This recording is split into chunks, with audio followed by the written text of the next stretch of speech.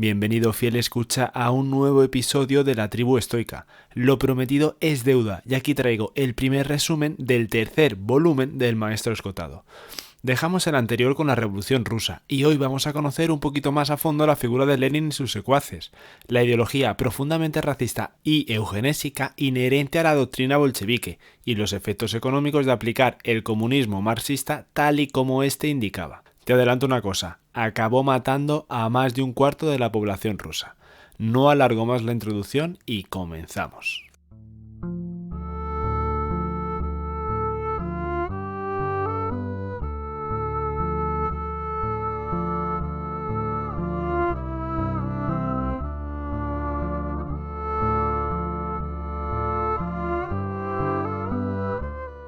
El más destacado historiador ruso, Rostovtsev, testigo presencial del golpe de Estado de 1917 y futuro docente en Yale, atribuyó el éxito bolchevique a un patrimonialismo eslavo, que impuso volver al punto de partida poco después de abandonarlo.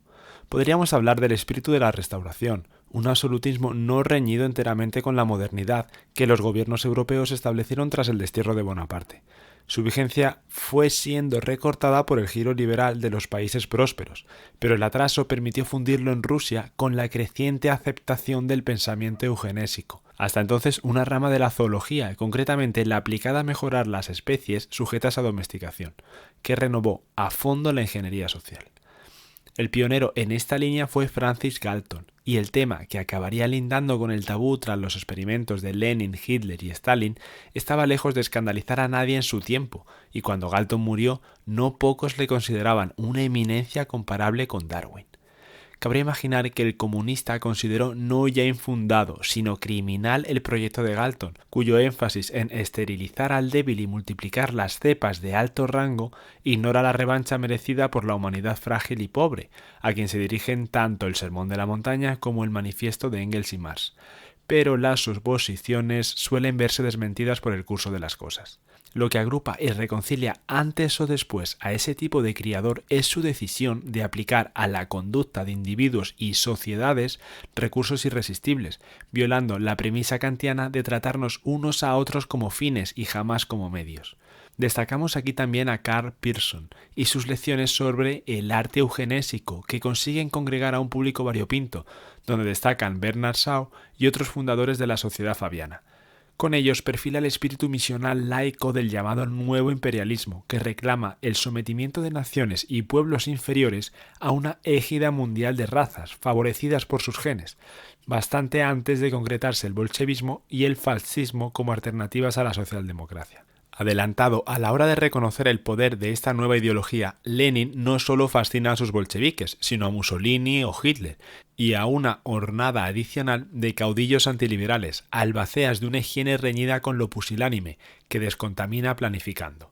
Y no debería sorprendernos esta relación entre bolcheviques y nazis. Como reza el refrán alemán de posguerra, los nazis son marrones por fuera y rojos por dentro, como los filetes, y su Führer ofrece precisamente la eugenesia prometida poco antes por el bolchevique. Pero estudiemos algo más a fondo la figura ya legendaria de Lenin. Ilich Ulyanov, el padre de Lenin, fue un prototipo de nuevo rico surgido durante el reinado de Alejandro II, que partiendo de orígenes humildes llegó a inspector general de educación en una provincia, con derecho al tratamiento de su excelencia, y dejó a la familia bien establecida. En 1886, una hemorragia cerebral le ahorró saber que su hijo mayor, Alexander, sería ahorcado un año más tarde por preparar personalmente la bomba destinada a Alejandro. 2 años después, su viuda volvió a pensar en el suicidio viendo morir de tifus a una hija de 19 años, mientras descubría el compromiso comunista de Vladimir, cuyas arengas en distintos círculos no tardaron en cargarle con 1 año de prisión y más adelante 3 de un destierro siberiano cómodo, entre comillas, pues vivió allí con servicio doméstico en una zona famosa por su microclima templado.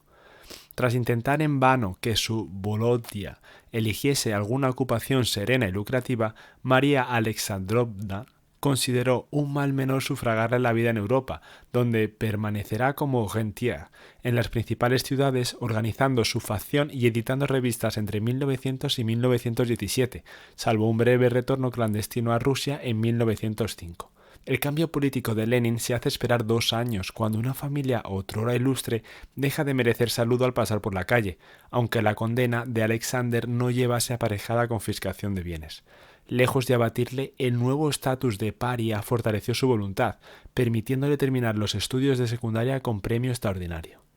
Víctima siempre de emociones somatizadas, sus contrariedades evocaban de inmediato trastornos gástricos e intestinales, acompañados por jaquecas e insomnio. Su rasgo más comunicativo es una risa desternillante, que según Gorky le lleva en algunas ocasiones a acabar secándose algunas lágrimas. Hasta la adolescencia, su libro de cabecera es La cabaña del tío Tom, y Wagner será su compositor favorito. Ser alérgico a la disidencia implica enfermar físicamente al topar con ella, siendo su persona a todos los demás efectos un monumento de autocontrol. Lo mismo consigue sobreponerse a las zozobras familiares con el mejor expediente académico, que abandona el hábito del tabaco cuando su madre le recuerda su falta de ingresos, y renuncia a las pasiones, que eran el latín, el ajedrez y la caza, para concentrarse en el trabajo revolucionario. Por lo demás, la aversión al uso de Vladimir Ilich prescinde habitualmente del periodo galvanizado por su aparición en Múnich a principios de siglo, con la expresa meta de incorporarse al grupo de emancipación del trabajo formado por Plejanov y los marxistas más veteranos. Como si de una película al estilo de Ocean's 11 se tratase, Lenin fue reclutando un variopinto grupo de hombres para lograr la revolución. En Múnich estaba su antiguo colega Martov, que durante las 2 décadas siguientes encarnaría el negativo democrático de su socialismo mesiánico, y que, a despecho de su preeminencia durante el periodo prerevolucionario, no influirá para nada en los acontecimientos desde el golpe de octubre. En Múnich vivía también Israel Gelfand, otro ruso marxista más conocido por el alias de Alexander Parbus, un individuo de volumen gigantesco que llevaba años trabajando como columnista y editor en la prensa del SPD, a despecho de haberse formado para una carrera docente.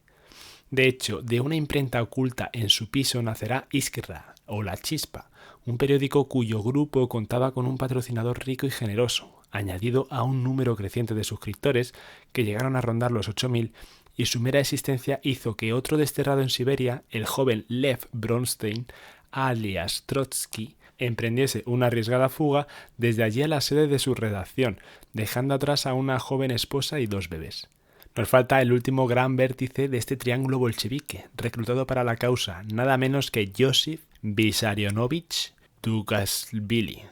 más conocido por el alias de Stalin, y a él le damos gracias por ponerse este alias, de quien Lenin dirá tras el primer encuentro: gente como él es exactamente lo que necesito. Nunca conocería quizá a alguien menos alejado de la indecisión, y era en todo caso el hombre del pueblo perfecto para promover la lucha de clases en calles y fábricas, un soldado que, no careciendo de ambiciones, estaba dispuesto a canalizarlas en forma de disciplina y obediencia, por veneración hacia Lenin y su plan político. Nacido de un pueblo de la atrasada Georgia, hijo único de un zapatero alcohólico y una mujer con la virtud puesta en entredicho, el magnífico expediente escolar de Stalin le mereció una beca de 4 años en el seminario teológico de la capital, Tiflis, donde iba a madurar su precoz identificación con el bandolero novelesco Koba. Antes y después de esta etapa, Stalin frecuenta bandas de delincuentes, grajeándose la reputación de pugilato, aunque algo dado a los bajos golpes. En contraste con él, Trotsky fascina a todos, funda una revista revolucionaria de mayor éxito aún, el Pravda o La Verdad, preside el primer soviet durante la Revolución de 1905 y vuelve al mundo de las reuniones y congresos en Occidente como representante principal de los conciliadores, empeñados en zanjar el cisma entre blandos y duros. Desinteresado por la religión, su padre David fue uno de los granjeros más innovadores y prósperos del sur de Ucrania. Por lo demás, su novelista favorito es Dickens, y su capacidad como escritor resulta innegable. Otro bolchevique no tan legendario como Stalin es el moscovita Nikolai Bukharin, hijo de 2 maestros de escuela, único en no pasar a los anales con un alias y el más joven con mucho, incorporado al SPDR en 1906. Extrovertido y jovial, Bukharin quiso siempre estar a la izquierda de la izquierda, aunque cambiantes circunstancias le situaron en la derecha, el centro y hasta en la extrema derecha, a juicio de otros. Ahora bien, el partido bolchevique, como cualquier hijo de vecino, necesitaba financiación. Para lograr esta financiación, con Stalin a la cabeza, se recicló políticamente al bandolero, también llamado bolchevique, permitiéndole convertir robos y atracos en expropiaciones populares, entre comillas, cuya propia frecuencia popularizó la abreviatura EX. Para que te hagas una idea, entre enero y octubre de 1906, la media de ex superó 2 al día. Hubo concretamente 862, unas veces dirigidas a dependencias gubernamentales y más frecuentemente a empresas y domicilios privados, que rindieron los beneficios previsibles. Como recuerda un testigo, los bolcheviques lograron asegurarse la mayoría en el Congreso de 1907 gracias a los enormes recursos obtenidos mediante atracos, que permitieron mantener centenares de militantes, enviar emisarios a todos los rincones, fundar periódicos, distribuir panfletos y crear comités más o menos representativos. Pero no solo le debe Lenin a Stalin el empujón definitivo de su partido. Historiadores comunistas y no comunistas limitan la deuda de Lenin con Parbus y Alemania al tren sellado que le traslada desde Zúrich, como si los millones de marcos oro, el know-how alemán y su red de contactos no hubiesen sido incomparablemente más determinantes entre abril de 1917 y abril de 1918, cuando Rusia firma la rendición de Brest-Litovsk. Entretanto, Parbus amasa gigantescos beneficios aprovechando la carestía del carbón inglés, y aunque su campaña de huelgas de 1916 sea decepcionante, recibe nuevos fondos tras la Revolución de Febrero, que crea un poder político compartido por el Soviet de Petrogrado y el gobierno provisional. A partir de entonces, la financiación se centra exclusivamente en los bolcheviques, logrando, como decíamos, el empujón definitivo. A lo largo de mayo y junio, el efectivo abre las puertas y compra silencios, pero sobre todo sostiene el Agitprop, comarcal y general, un aparato de prensa y proselitismo incomparablemente más eficaz que ninguna dependencia pública, cuyo creciente poderío extiende la sensación de poder tomar las riendas en cualquier momento, provocando por eso el simulacro sangriento de julio. Descrito ya en el capítulo anterior, el golpe bolchevique tomó las dependencias estatales sin apenas disparar un tiro, bajo el manto de una operación defensiva, como diría Trotsky, y entre sus aciertos estuvo ocurrir horas antes de inaugurarse en Petrogrado el segundo Congreso Panruso de Soviets. Coordinando propaganda dirigida al cerebro con agitación dirigida al corazón, el Agitprop multiplica por 1000 las bases bolcheviques en 6 meses y triunfa en las urnas de medios urbanos y el frente. Aún así, en diciembre de 1917 el apoyo popular se concreta en 9.800.000 sufragios, que solo arrasan comparados con los obtenidos por liberales y mencheviques. Casi el doble, un 41% del total, logra el Partido Social Revolucionario Ueserista de Víktor Chernov, que representa al neopopulismo y ha sido salvado en verano de una turba linchadora bolchevique por el propio Trotsky. El SR era con mucho el más corto en recursos financieros, pero Lenin cultiva el hecho consumado, mientras Chernov insiste en que cualquier cambio solo puede llegar más adelante, cuando el pueblo se pronuncie. Y ese respeto por el albedrío ajeno le depara apoyo suficiente para formar muy diversos gobiernos de coalición, incluso prescindiendo por completo del Partido Comunista. Semejante catástrofe se aborta creando la Comisión de Emergencia contra la Reacción y el Sabotaje, alias Checa, pensada para no ceder ni un milímetro, y también para lograr los 5 puntos de noviembre, que son nacionalizar la banca, expropiar los bienes eclesiásticos, traspasar el control de cada empresa a su soviet, repudiar la deuda externa e introducir la jornada de 8 horas.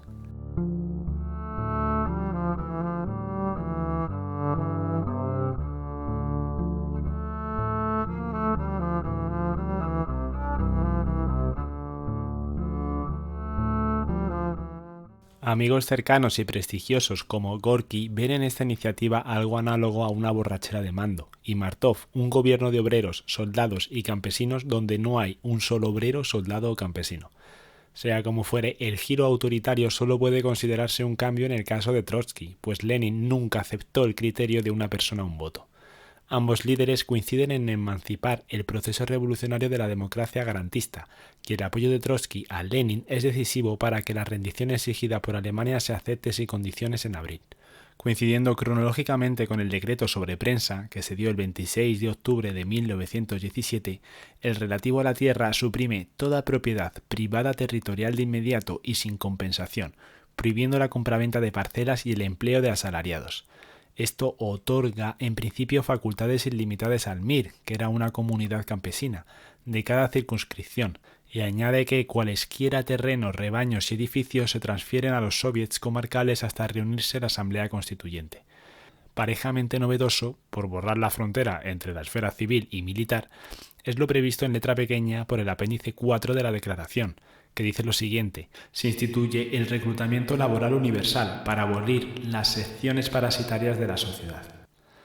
Aunque expropiara sin compensación, el decreto sobre la tierra fue tolerado e incluso celebrado por algunos, al interpretarse como delegación de la reforma agraria en los propios campesinos, cumpliendo la promesa hecha por el SR de su fundación. Todo lo contrario provocó el decreto paralelo sobre comunas de consumidores, en virtud del cual la compra, venta y transporte de productos sin permiso expreso de los comités de suministro se castigará con trabajos forzados.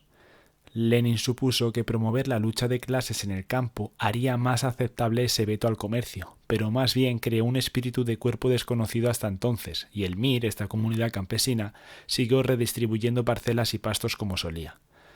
En vez de salvoconducto para perseguir al próspero, el campesino exigió que le fuese devuelto el derecho a intercambiar sus productos, y su pulso con el gobierno será el asunto crucial en los próximos 4 años. Tradicionalmente, el país estaba mal abastecido no solo de fruta y leguminosas, sino de huevos, lácteos, carne y pescado, dependiendo en medida inusual del centeno y la avena,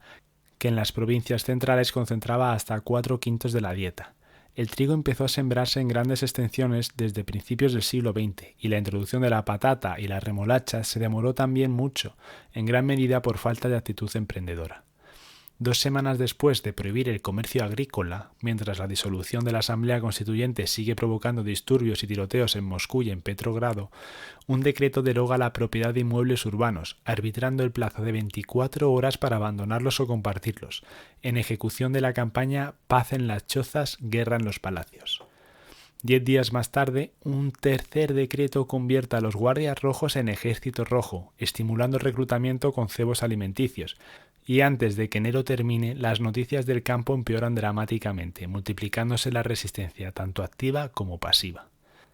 Entretanto, Alemania se impacienta por el retraso de la rendición, desbanda al recién nacido Ejército Rojo con su operación Guantazo, y pone a Lenin en la más delicada tesitura de su vida política. El tratado de Brest-Litovsk termina de abrir la caja de los truenos, deparando a los aliados no pocos generales rusos dispuestos a reconquistar físicamente el país, que antes de concluir la primavera atacan por el este, sur y el noroeste. Desde entonces hasta finales de verano, Alemania sueña con forzar un armisticio en condiciones favorables, y los bolcheviques temen el final de una contienda que tanto contribuyó a su triunfo, pues cualquier vencedor definitivo amenaza la continuidad de un régimen que, de momento, sustituye las tiendas por economatos desabastecidos. El estado bélico afectó poco al programa aprobado en marzo, cuya principal novedad fue declarar abiertamente que prescindiría del dinero como unidad de medida. En una sociedad donde la vivienda es ya gratuita y el pueblo cubre sus necesidades con vales de alimentación, vestuario y esparcimiento, el medio corruptor por excelencia resulta anacrónico y el gobierno castiga a sus lacayos con una hiperinflación creada ex profeso para subrayar su naturaleza de papel inmundo. Inmuebles y hasta rebaños no tienen ya la condición de bienes privados, ni en el campo ni en la ciudad, pero perder la condición de propietario no borra el estigma de haberlo sido, y en el futuro esos individuos tendrán media ración o ninguna.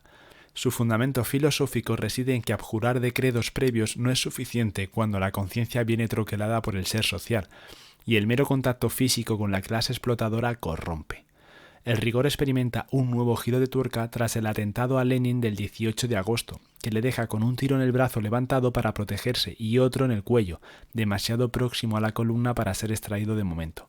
El temor a nuevos sicarios sugiere evitar hospitales y desde un refugio dicta a Sverdlov y Dzerzhinsky las directrices del terror rojo, lanzando de modo oficial por la Gaceta del Ejército el 1 de septiembre, que toma ante todo en consideración los orígenes de clase.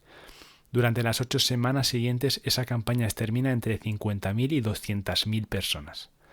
A principios de 1919, cuando la contienda entre rojos y blancos empieza a inclinarse hacia el bando rojo, Lenin retoma su papel de guía geonésico y publica un artículo «Cómo organizar la competencia», para demostrar que el colectivismo no está reñido ni con la autonomía personal ni con el rendimiento. Justifica de forma teórica el ataque a la iniciativa personal con un decreto que fija salarios para todo tipo de profesiones y áreas del país, sincronizando la militarización de sus respectivos oficios con la noticia de que al fin todos pueden trabajar para sí mismos.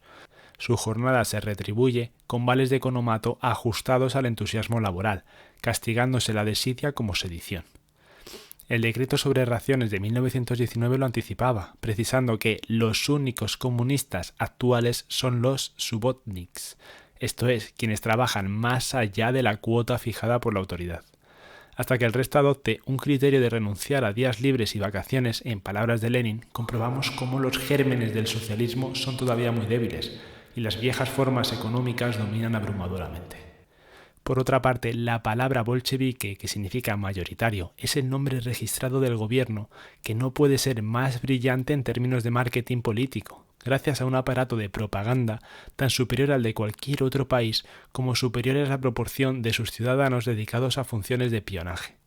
Sus técnicas de dominio representan un salto en cantidad y calidad que hace innecesario el respaldo electoral, suplido por el terror en una esfera y el monopolio informativo en la otra, hasta transformar el discurso público en un bloque autorreferencial de consignas pensadas para crear reflejos automáticos. Ni la oposición política ni la armada representan obstáculos, y el único adversario de relativa entidad es lo indiferente de la naturaleza de las relaciones públicas, algo que en su caso impide convencer o siquiera intimidar al sector rural, donde viven 8 de cada 10 rusos. Al contrario, en las inmensidades del agro, los decretos del gobierno resultan ignorados y rechazados, y tanto les encolerizan las requisas que prefieren sacrificar a sus animales domésticos antes de cederlos o ver incautada la leche, la lana y el cuero.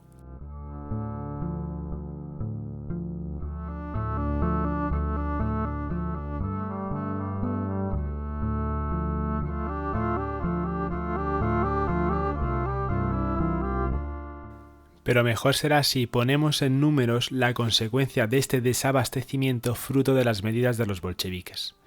En 1917 los ciudadanos rusos no superaban en los 90 gramos al día de harina. Es ciertamente muy poco sin disponer también de proteínas y vitaminas, aunque suficiente para una dieta de pan y agua. Sin embargo, lo atroz llega a finales de 1918, cuando el producto total no alcanza las 700 toneladas métricas, deparando lo equivalente a unos 13 gramos diarios. Que la población no se desplome de inmediato a la sexta parte sería milagroso, de no mediar almacenamiento clandestino, un éxodo masivo desde las ciudades al medio rural y la reconversión del urbanita en jardinero, que cultiva plantas comestibles en pequeños huertos y hasta en macetas. Conformándose con una dieta considerada inviable hasta entonces, parte de esos famélicos supervivientes recibe también en secreto provisiones del agro, que cambia por rublos antiguos, joyas y ropa. En 1919 la cifra del grano requisada se dobla, deparando unos 30 gramos por persona y día, que siguen siendo absurdamente insuficientes. En la cuenca del Volga, incontables personas mueren de inanición y el resto va adaptándose al descenso general de vitalidad.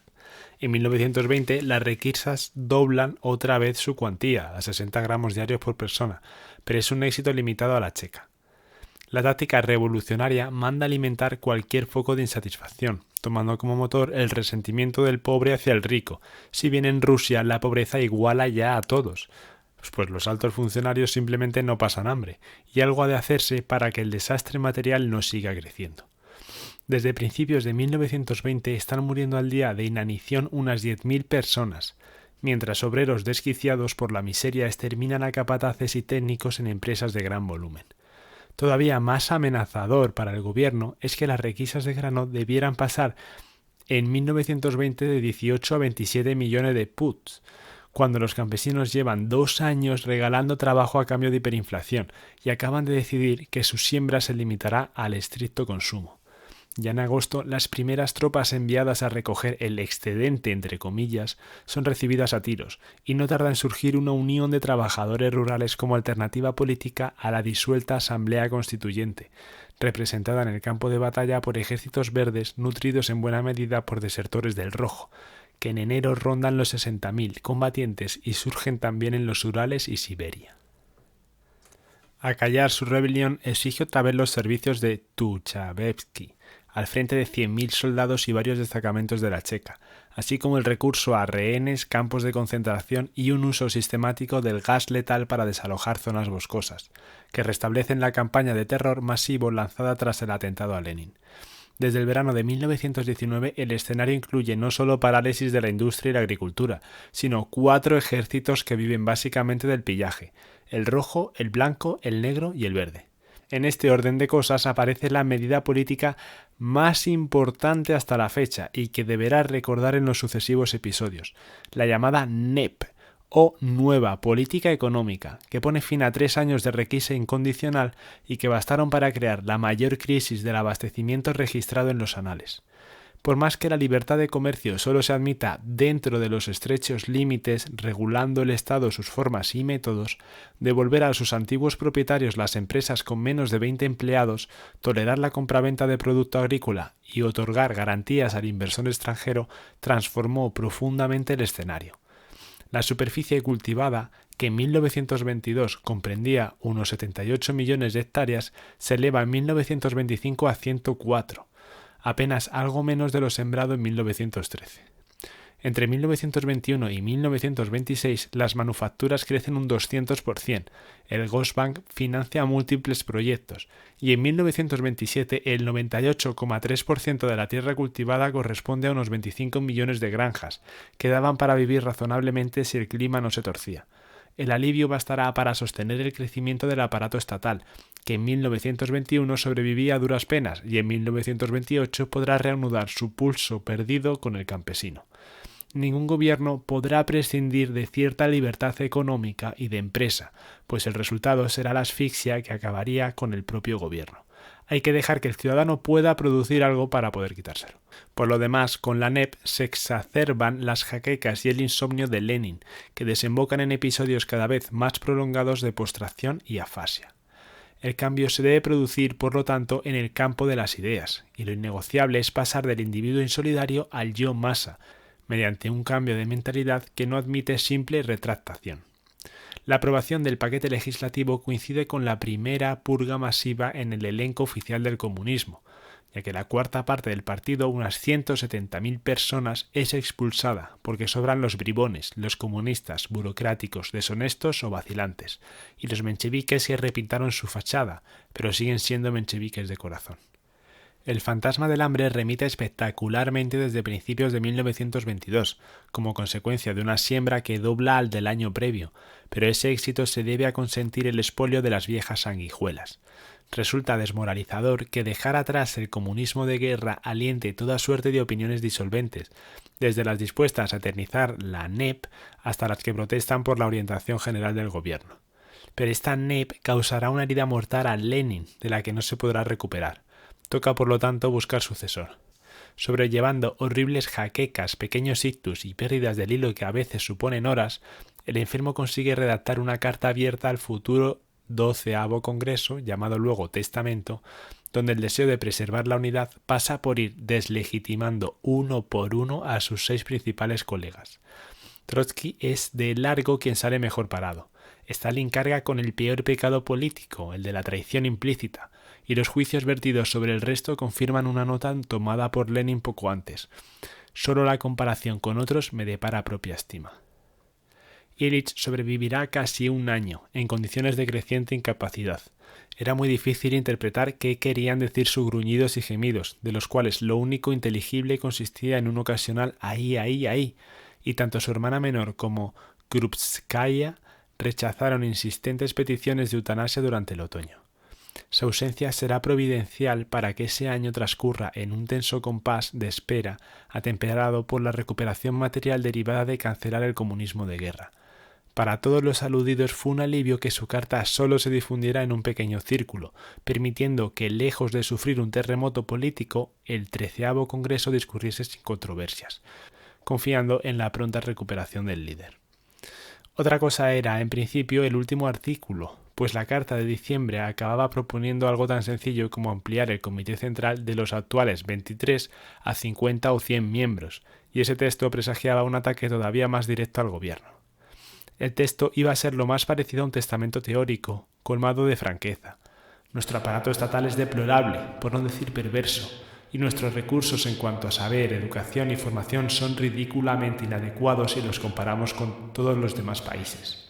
En efecto, ningún otro país habría perdido una cuarta parte de su población en menos de un lustro, ni presentaba un estado nutritivo parejamente calamitoso, y andando el tiempo, Trotsky enarbolará este párrafo en apoyo de su campaña contra la burocratización. Pero Stalin llevaba menos de un año ascendiendo al último anillo de poder, y fue Lenin quien diseñó el organigrama capaz de sustituir la práctica democrática por cauces todavía más populares, doblando básicamente los organismos implicados en cada gestión.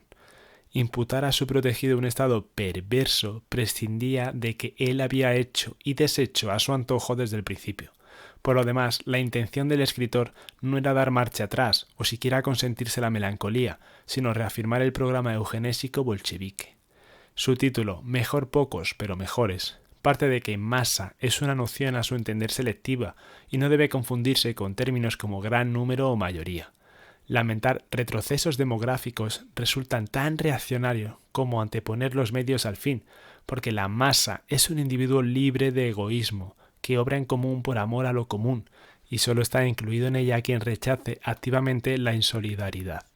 Deplorable y perverso es olvidar que la revolución constituye una empresa esencialmente moral, centrada en crear una humanidad nueva a cualquier precio. En definitiva, las dificultades materiales no deben velar que la humanidad ha entrado en un estadio de perspectivas extraordinariamente brillantes, donde antes o después el comunista sustituirá al individualista, aunque en el momento actual la checa no basta para hacer frente a las tentaciones despertadas por tolerar cierta medida de comercio, y el Estado proletario requiere un organismo centrado en la depuración de burócratas e hipócritas. Y con esto, fiel escucha, llegamos al final de este primer episodio del último volumen de Los enemigos del comercio. Dale a like si te ha gustado, suscríbete si no lo estás y nos escuchamos en el siguiente episodio. Hasta entonces, recuerda buscar incansablemente la virtud. Un saludo estoico.